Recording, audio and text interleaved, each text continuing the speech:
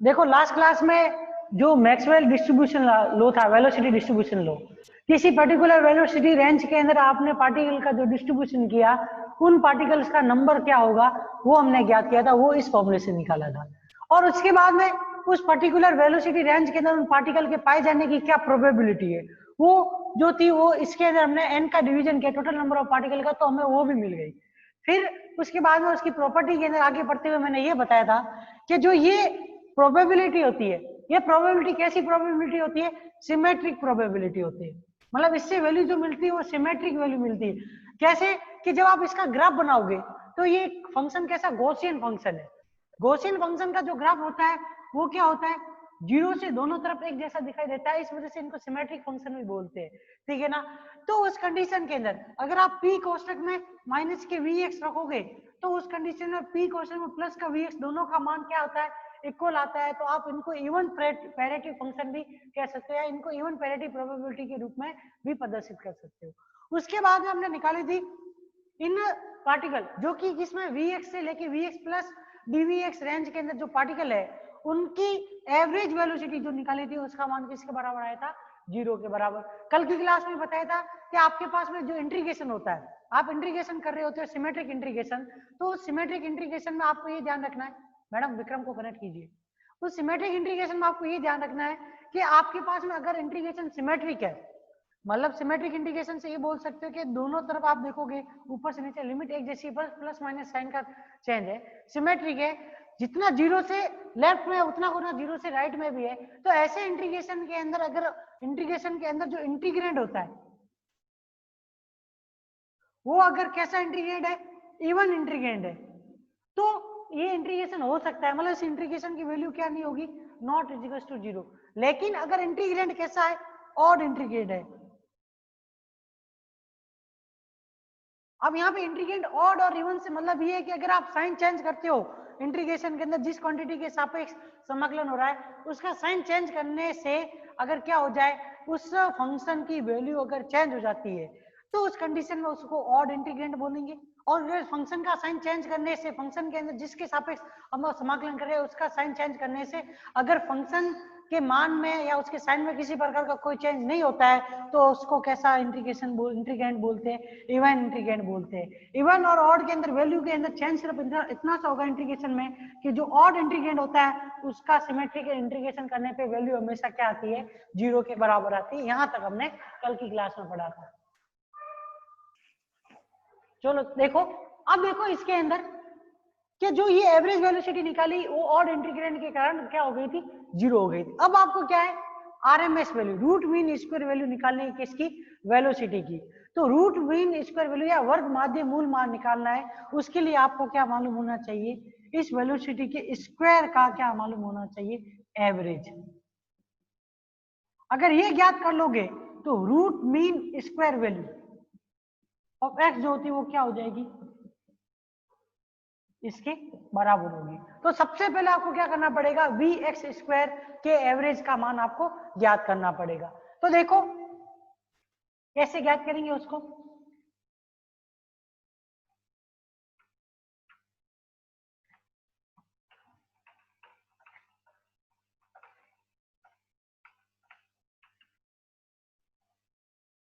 Third point, V x square का औसत मान।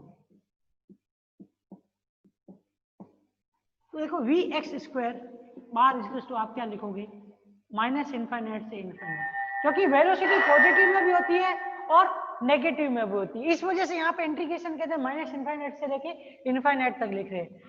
अंदर क्या आ जाएगा, वी एक्स स्क्वायर पी कोष्टक में V x D we X, ये इसके अंदर आएगा। ठीक है, अब देखो पीवीएक्स डीवीएक्स का मान, पीवीएक्स का मान तो आप लोगों को मालूम है क्या है, तो वो मान इसमें रखेंगे, तो ये वी एक्स स्क्वायर बार बराबर क्या लिखा जाएगा, माइनस इनफाइनाइट से infinite v x square m upon 2 pi k t की पावर 1/2 ई की power minus m v x square upon 2 k T into dvx। ठीक है, अब इसमें से क्या कर लो, जो कांस्टेंट वैल्यू उसको बाहर ले लो। ठीक है, तो ये v x square bar equal to क्या आ जाएगा, m upon 2 pi k t की पावर 1/2 माइनस इनफाइनाइट से infinite v x square a की पावर माइनस के m v x square upon 2 k T D we X, ये इसकी value आ गई। अब देखो ये इंटीग्रेशन, देखो इस जो ये अभी टॉपिक चल रहा है जो वेलोसिटी का, अभी वेलोसिटी का चल रहा है, उसके बाद मैक्सवेल स्पीड भी आएगी। तो दोनों में देखना कि दोनों को अगर आप देखोगे ना, तो जितनी भी आप वैल्यू ज्ञात करोगे ना, इन सब इंटीग्रेशन के अंदर आपको कुछ स्टैंडर्ड इंटीग्रेशन आपको याद होने चाहिए। स्टैंडर्ड इंटीग्रेशन मैं इसके अंदर लिखाता जाऊंगा साथ साथ में, पर इनका सॉल्यूशन कैसा है वो आपको नहीं मालूम, मतलब यहाँ तक तो आप वैल्यू कर सकते हो, पर इसके आगे क्या होता है, बहुत ज्यादा कैलकुलेशन होगी। तो इसलिए क्या होता है, सीधा इंटरेस्ट स्टैंडर्ड जो इंटीग्रेशन है, मानक समाकलन के जो कुछ फॉर्मूले होते हैं वो आपको याद होंगे, तो उनको सीधा यहाँ पे अप्लाई करके क्या करना है, सीधा उसका मान लिखना है। तो आप ध्यान रखो कि जो एक स्टैंडर्ड इंटीग्रेशन होता है माइनस के इनफाइनाइट से इनफाइनाइट एक्स स्क्वायर e की पावर माइनस के अल्फा एक्स स्क्वायर dx, इसका मान जो होता है वो किसके बराबर होता है, 1/2 alpha into root pi upon alpha के बराबर होता है। अब देखो यहाँ पे अल्फा क्या है, अल्फा आपकी है m/2 kt, ठीक है ना। इस मान को किस में रख दो, इस समीकरण में रखोगे तो ये इंटीग्रेशन जो होगा उसका मान क्या आएगा, 1/2 कोष्टक में 2 kt अपॉन m, रूट में क्या आ जाएगा 2 पाई kt अपॉन m। मतलब ये जो इंटीग्रेशन है इसकी वैल्यू क्या होगी, 1/2 2 kt upon m root 2 pi kt upon m, और कुछ भी नहीं। ये स्टैंडर्ड इंटीग्रेशन जो है, बाकी सारी चीज याद हो जाएगी, बस इस स्टैंडर्ड इंटीग्रेशन को याद रखना। इसके अंदर जितने भी स्टैंडर्ड इंटीग्रेशन यूज हो रहे हैं 4 से 5 फॉर्मूले, वो आपको याद होने चाहिए, तभी ये डेरिवेशन आगे कंप्लीट हो पाएगा, अदरवाइज ये डेरिवेशन कंप्लीट नहीं होगा। अब इस मान को, जो स्टैंडर्ड इंटीग्रेशन है इसके जैसा का जैसा है, मतलब ये वाला इंटीग्रेशन इसके जैसा है, इस का मान इस समीकरण से रखेंगे इसके अंदर, तो वैल्यू क्या आएगी, वी एक्स स्क्वायर बाहर is to m upon 2 pi k t की power 1/2 dot 1/2 2 k T upon m multiply m upon 2 पाई m अपॉन के टी m ऑन m की पावर 1/2, ये गया, ये 2 से ये 2 गया, तो यहां पर वी एक्स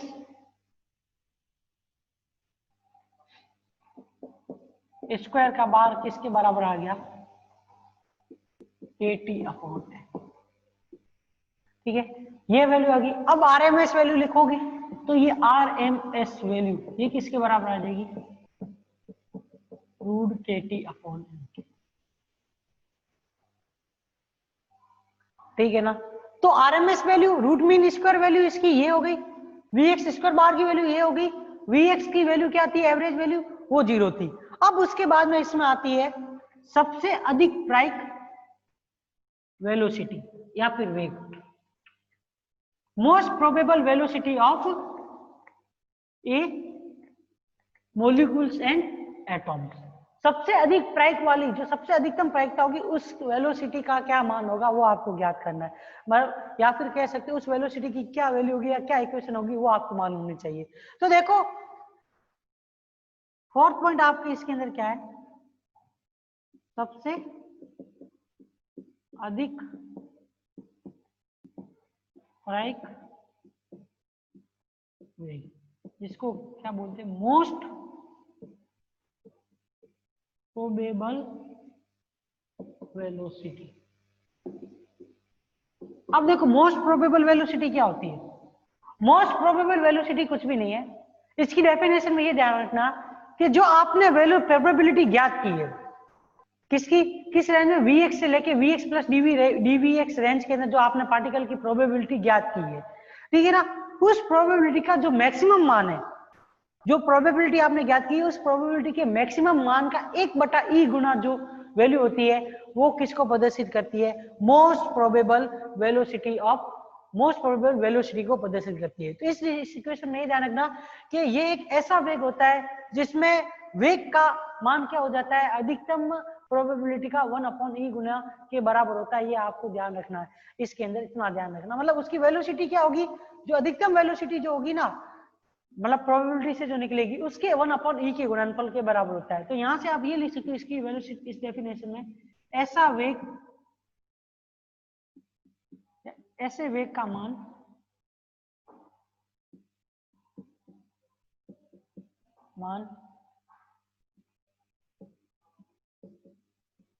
जिस पर प्रायिकता का मान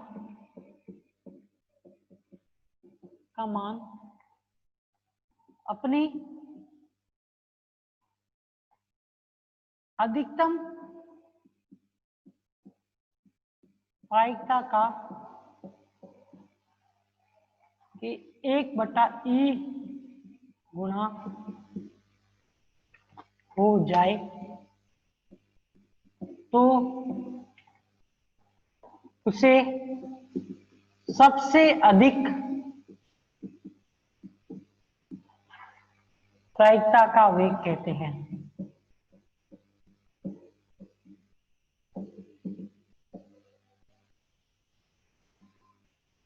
इसे Vm से लिखा जाता है, ये ध्यान रखना, ठीक है ना। अब देखो, सबसे अधिकतम प्रायिकता ज्ञात करनी है। सबसे अधिकतम प्रायिकता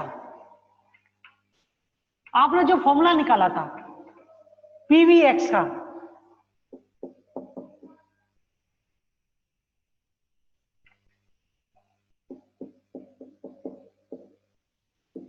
वो क्या था, m/2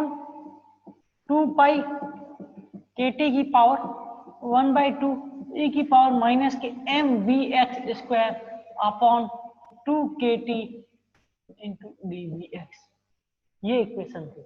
अब देखो इसमें हमको क्या करना है, ये प्रोबेबिलिटी है वेलोसिटी रेंज में।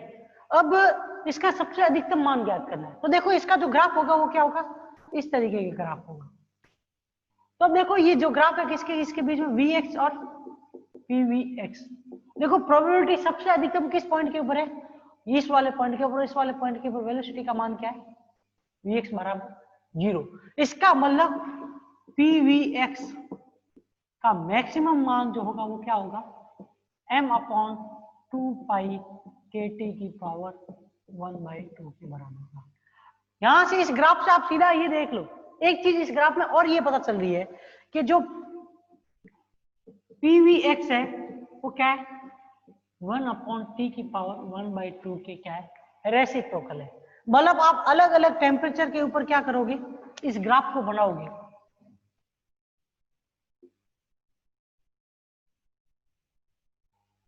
ठीक है, ये ग्राफ ऐसे ऊपर से नीचे की तरफ इस तरीके से मिलेगा। तो देखो इसकी प्रोबेबिलिटी अगर P1, इसकी प्रोबेबिलिटी अगर P2, इसकी प्रोबेबिलिटी P3, इसका temperature T1, temperature T2, temperature T3। तो देखो सबसे अधिकतम प्रोबेबिलिटी कौन सी है, P3 ग्रेटर देन है किससे, P2 से, और P2 ग्रेटर देन है P1 से। तो उस कंडीशन में क्या होगा, ये टेम्परेचर जो होगा वो क्या होगा, T3 less than T2 less than T1। मतलब वह प्रोबेबिलिटी जिसका मान कम होगा ना, उसका टेम्परेचर क्या होगा, अधिकतम होगा।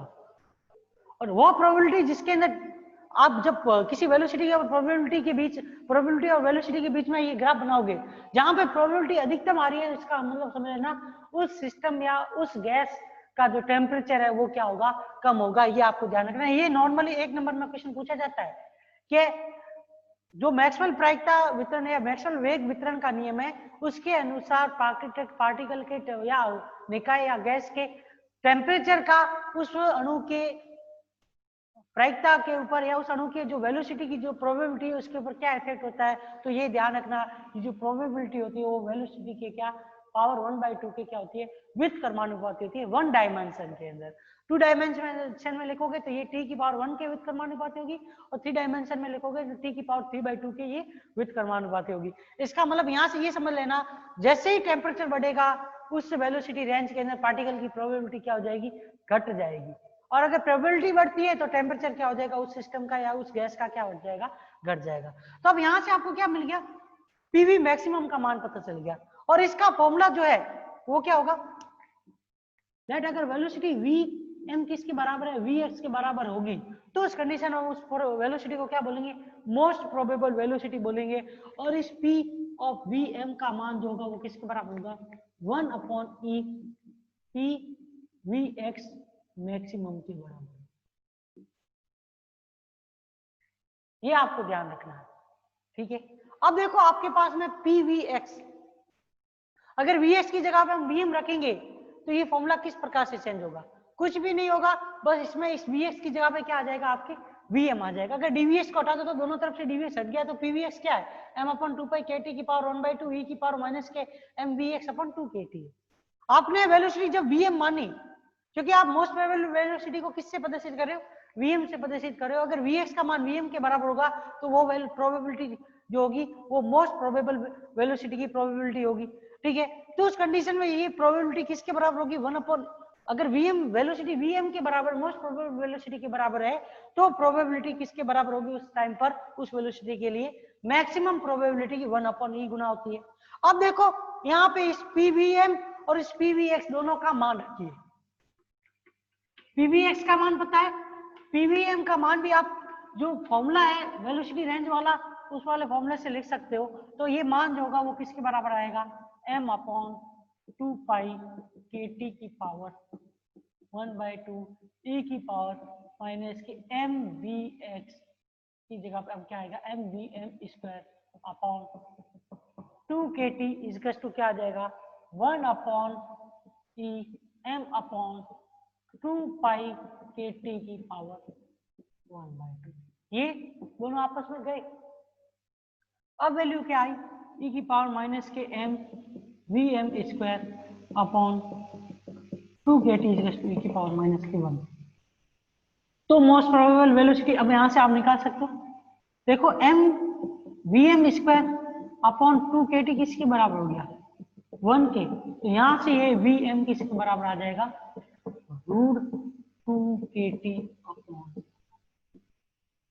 तीनों फॉर्मूले याद रखना, कौन से फॉर्मूले, एक तो वी एक्स बाहर किसके बराबर होता है, 0 के बराबर होता है, एवरेज वैल्यू वेलोसिटी की, आरएमएस वैल्यू वेलोसिटी की जो कि किसके बराबर आई थी, √kT अपॉन एम। अगर ये तीनों फॉर्मूले आपको याद रहते हैं तो द्रव्यमान के साथ में वैल्यू जो वेलोसिटी की वो कैसे बढ़ेगी या घटेगी वो आप पता लगा सकते हो। अगर क्वेश्चन पूछ ले तो ये भी पता लगा सकते हो टेम्परेचर के साथ में वेलोसिटी के ऊपर क्या इफेक्ट पड़ेगा, वो वेलोसिटी बढ़ेगी या घटेगी वो भी आप यहाँ से पता कर सकते हो। ये आपको ध्यान रखना है। एक तो ये वाली चीज सबसे इंपॉर्टेंट है। एक नंबर में सीधा शॉर्ट क्वेश्चन मतलब कैसे भी घुमा के पूछ सकता है वेलोसिटी या फिर प्रोबेबिलिटी का, जो किसी वेलोसिटी रेंज के अंदर है उसके अंदर प्रोबेबिलिटी के ऊपर टेम्परेचर का क्या इफेक्ट पड़ता है उसके ऊपर डायरेक्ट क्वेश्चन पूछ सकता है।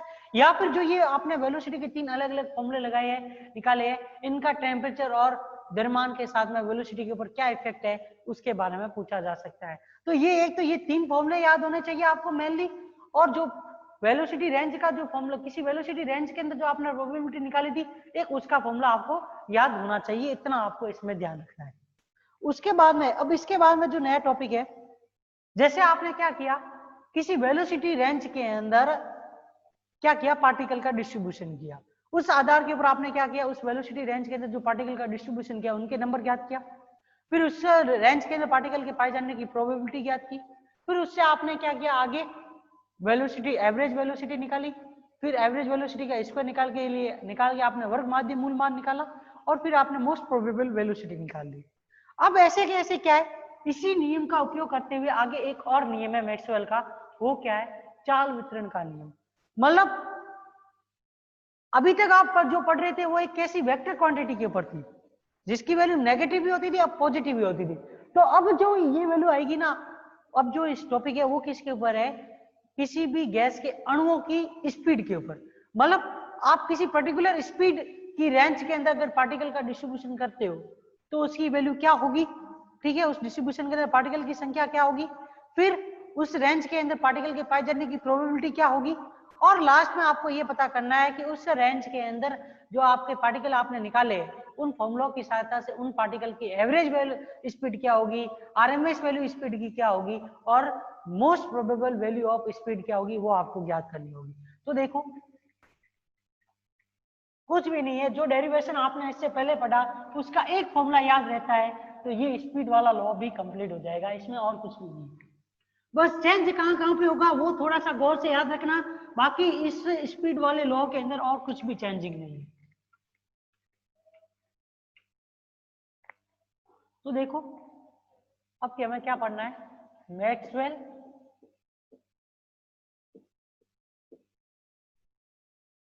चाल वितरण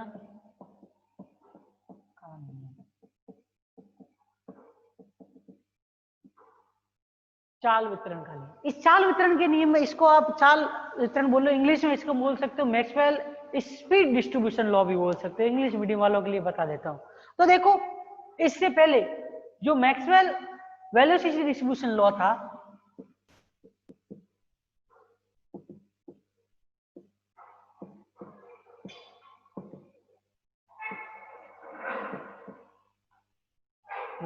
उसके अंदर हमने Vx से Vx प्लस dVx रेंज में बीच अणुओं की संख्या जो निकाली थी,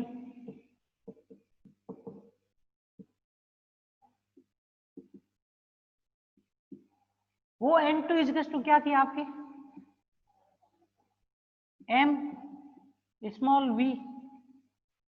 v आयतन को पूरे गैस के या पूरे सिस्टम के आयतन को प्रदर्शित करता है, e की power minus m v x square plus v y square plus v z square upon 2kt into d we x D v y d v z के बराबर। ठीक है, ये था। अब उसके बाद में देखो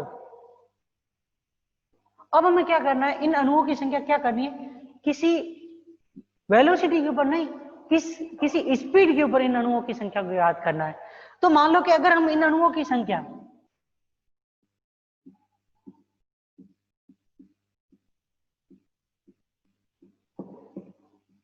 को किसके ऊपर लिखा जाए, को चाल v से v प्लस dv में लिखे, तो उस कंडीशन में क्या होगा कि ये तो सारी क्या पर्टिकुलर डायरेक्शन के अंदर वेलोसिटी है, तो आपको मालूम होना चाहिए कि जो वेलोसिटी जिस प्रकार से होती है उस प्रकार से स्पीड नहीं होती, स्पीड के पास में कोई डायरेक्शन नहीं होती। इस वजह से जो ये v x square plus v y square plus v z square जो होगा उसको किस प्रकार से लिखा जाएगा, वी स्क्वायर के रूप में लिखा जाएगा। ठीक है, अब इसमें जो अणु है उसको किस प्रकार की अगर गोलीय आकृति के रूप में लिखा जाए तो उसके आयतन को हम किस प्रकार से लिख सकते हैं, जैसे कि ये dvx dvy dvz ये क्या है, वेलोसिटी रेंज के अंदर क्या है, किसी वेलोसिटी रेंज या वेलोसिटी स्पेस के अंदर किसको प्रदर्शित करता है, उस वेलोसिटी स्पेस के वॉल्यूम को प्रदर्शित करता है। गोलीय आकृति के रूप में लिखा जाए तो ये dvx dvy dvz होता है, उसका मान किसके बराबर लिखा जाता है, 4 पाई v स्क्वायर dv के रूप में।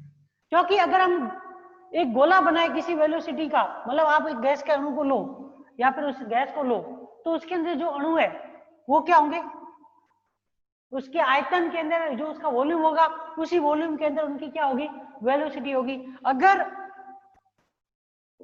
इसका रेंज जहां तक ये इसकी पूरी की पूरी आयतन है, मतलब इसका वेलोसिटी का जो दायरा है वो मान लो कि v वेलोसिटी जीरो से लेके इसकी वेलोसिटी इसके अंदर होगी, कहां तक हो, v के अंदर हो, और इस गोले की जो विड्थ है वो क्या हो, dv हो। तो उस कंडीशन में इस वेलोसिटी स्पेस का अगर आप वॉल्यूम लिखना चाहोगे तो वॉल्यूम क्या होगा, एक तो इस गोले का क्षेत्रफल 4 पाई वी स्क्वायर इनटू इसकी मोटाई dv के रूप में लिखोगे, तो उस कंडीशन में dvx dvy dvz क्या हो जाएगा, 4 पाई वी स्क्वायर dv के रूप में लिखा जाएगा।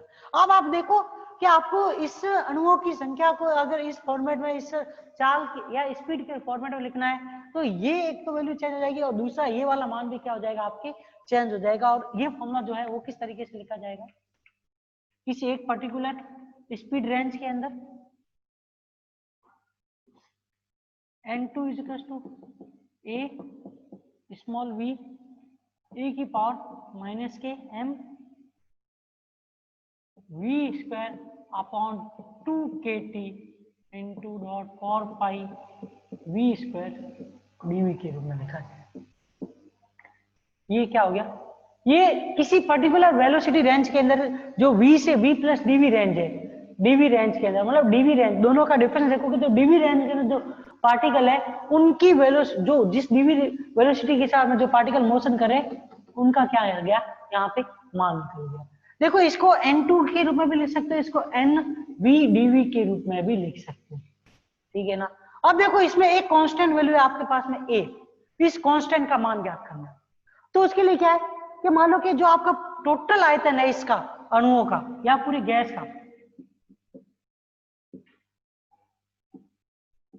गैस के आयतन V में कितने अणु हो, n अणु हो।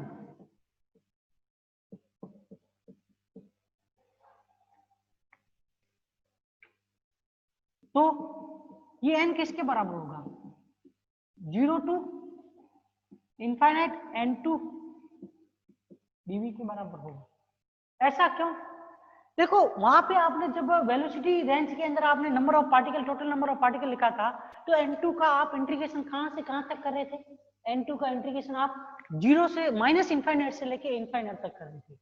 पर स्पीड की वैल्यू कभी नेगेटिव नहीं होती, इस वजह से ये इंटीग्रेशन कहां से कहां तक होगा, 0 से इनफाइनाइट तक होगा। बस मान रखो 0 to infinite a small v e की पावर माइनस के m v square upon 2kt dot 4 pi v square dv। जो भी कांस्टेंट वैल्यू है सारी बार ले लो इंटीग्रेशन से, तो ये number of particle n upon small v इसका टू क्या आ जाएगा, a 4 पाई a into v square 0 to infinite e की पावर माइनस के m v square upon 2kt dv। अब देखो ये भी एक क्या है, स्टैंडर्ड इंटीग्रेशन ही है, ठीक है। स्टैंडर्ड इंटीग्रेशन कैसे, जैसे कि आप देखो एक इंटीग्रेशन आपने स्टैंडर्ड इंटीग्रेशन जो पढ़ा था वो क्या था, माइनस इनफाइनाइट से इनफाइनाइट एक्स स्क्वायर ई की पावर माइनस के अल्फा एक्स स्क्वायर dx किसके बराबर था, 1 upon 2 alpha root pi upon alpha के बराबर। अगर यहां से आप सिमेट्रिसिटी को हटाओ, सिर्फ एक पावर के रूप में इसको कन्वर्ट करोगे जब सिमेट्रिकल इंटीग्रेशन होता है, अगर माइनस इनफाइनाइट से इनफाइनाइट को आप क्या करते हो, 0 से इनफाइनाइट के रूप में चेंज करते हो, तो क्या आएगा यहाँ पे आगे, इसके आगे मतलब इसकी वैल्यू क्या होगी, 2 से मल्टीप्लाई के रूप में लिखी जाती है, ठीक है ना। तो उस कंडीशन के अंदर ये वैल्यू जब 1/2 के रूप में लिखी जाती है, तो यहाँ पे ये इंटीग्रेशन भी क्या हो जाएगा, इसका मान भी किससे मल्टीप्लाई में आ जाएगा, 1/2 के मल्टीप्लाई के रूप में वैल्यू आएगी। क्योंकि जो सिमेट्रिकल इंटीग्रेशन होता है उसको क्या कर सकते हैं, दो भागों में 0 से इनफाइनाइट के रूप में उसको बदल सकते हैं, ये आप लोगों के पहले से ही पढ़ा हुआ होगा, ठीक है। तो यहां से ये वैल्यू क्या आ गई, 0 to infinite x square e की पावर माइनस के अल्फा एक्स स्क्वायर डीएक्स किसके बराबर हो गया, 1/2 alpha root pi upon alpha dot 1/2 के बराबर। तो यहां से इसके अंदर मान रखेंगे, अल्फा आपके क्या है, m/2kt, 1/2 कोष्टक में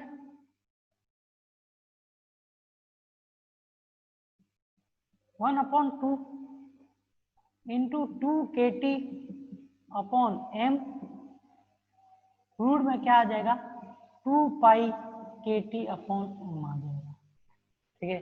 ये 2 से ये 2 गया, ठीक है। तो वैल्यू यहाँ पे क्या आ जाएगी आपके, 1/2 कोष्टक में kt upon m root 2 pi kt upon m की बराबर। अब इस मान को, इस इंटीग्रेशन के मान को इस समीकरण में रखेंगे, तो ये वैल्यू जो है n अपॉन v बराबर क्या है, 4 पाई a इंटू 1/2 कोष्टक में kt अपॉन m कोष्टक में 2 पाई KT अपॉन m की पावर 1/2। 2 से ये 2 बार गया, तो ये वैल्यू आप जो देखोगे n अपॉन v जो है वो किसके बराबर आएगा, a कोष्टक में 2 पाई KT अपॉन m की पावर 3/2। क्योंकि देखो यहां से क्या बच गया, ये 2 पाई फिर KT अपॉन m, तो पावर क्या है 2 पाई KT अपॉन 1 m की, a के 1 और इधर 2 पाई KT अपॉन m की पावर क्या है 1/2, तो दोनों ही जुड़ेगी पावर तो 3/2 हो जाएगा। तो ये वैल्यू जो है a की किसके बराबर आ जाएगी, a बराबर n upon v multiply m upon 2 pi KT की पावर 3/2 आ गई। ठीक है, अब इसके अंदर क्या करो, अब इस a के मान को, जो वेलोसिटी रेंज का जो फॉर्मूला था, तो चाल v से v प्लस dv में अणुओं की संख्या